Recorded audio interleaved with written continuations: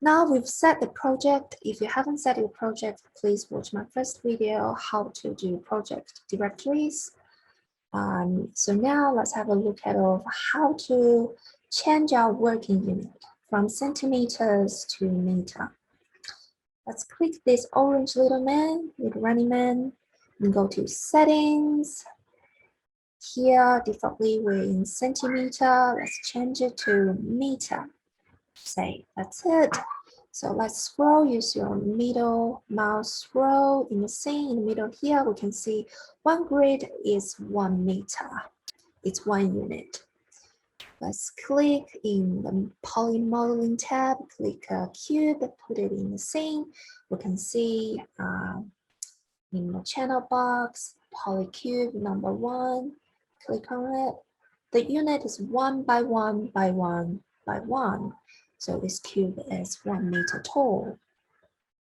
Now let's scroll this scene. We can see if we go too far, the camera might cut off the scene a little bit like this. If we hold on Alt and left click on mouse, you can see it's very hard to see, and this is a problem.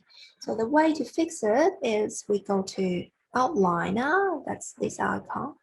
Here, this window, click it, we can top it open. Click on the perspective camera, the first one. Now let's go to the attribute editor. You can click on it, or you can toggle it with Control A between channel box and attribute editor. Now in the attribute editor, we can see a lot of attributes. These are the ones we need. So change this camera attributes near clip pan into 0.1, and far clip pan, let's change it to 1000. Tap, click on tap.